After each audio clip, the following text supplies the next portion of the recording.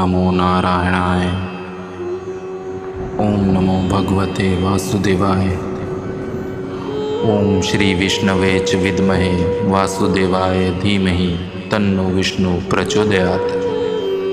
शांताकारं भुजंगशयनं पद्मनाभं सुरेशं विश्वाधारं गगनसदृशं मेघवर्णं शुभांगं लक्ष्मीकान्तं कमलनयनं योगिभिर्ध्यानगम्यं वन्दे विष्णु भवभयहरं सर्वलोकैकनाथं।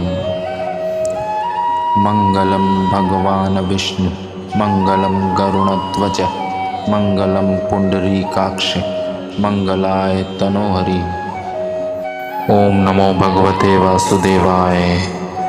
आइए अब सुनते हैं देव प्रबोधिनी एकादशी की तीसरी कथा।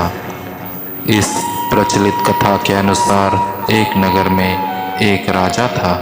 उसके राज्य में सभी लोग बहुत सुखी थे। उस नगर में एकादशी को कोई भी अन्न नहीं बेचता और न ही कोई अन्न पकाता था। सभी फलाहार करते थे। एक बार भगवान ने राजा की परीक्षा लेनी चाहिए। भगवान ने एक सुंदरी का रूप धारण किया तथा सड़क पर बैठ गए। तभी राजा उधर से निकला और सुंदरी को देख चकित रह गया। उसने पूछा, हे सुंदरी, तुम कौन हो और इस तरह यहाँ क्यों बैठी हो? तब सुंदर स्त्री बने भगवान बोले, मैं निराश्रिता हूँ। नगर में मेरा कोई जाना पहचाना नहीं है। किससे सहायता मांगूं? राजा उसके रूप पर मोहित हो गया था। वह बोला, तुम मेरे महल में चलकर मेरी रानी बनकर रहो।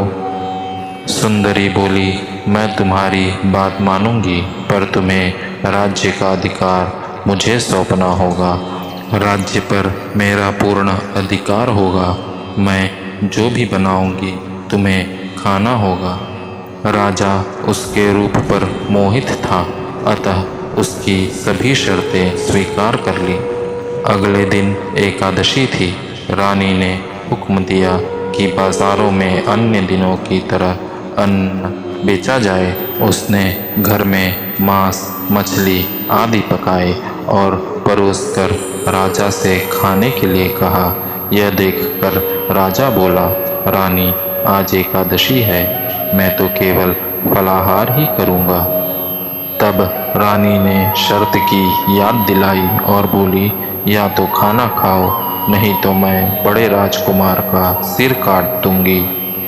राजा ने अपनी स्थिति बड़ी रानी से कही तो बड़ी रानी बोली, महाराज, धर्म न छोड़ें, बड़े राजकुमार का सिर दे दें। पुत्र तो फिर मिल जाएगा, पर धर्म नहीं मिलेगा।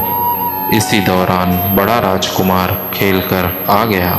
माँ की आंखों में आंसू देखकर वह रोने का कारण पूछने लगा, तो माँ ने उसे सारी बात बता दी। तब वह बोला, मैं अपना सिर देने के लिए तैयार हूँ। पिताजी के धर्म की रक्षा होगी, ज़रूर होगी।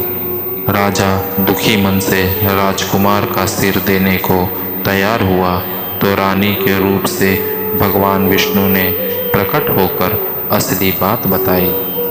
भगवान ने कहा, राजन, तुम इस कठिन परीक्षा में उत्तीर्ण हुए।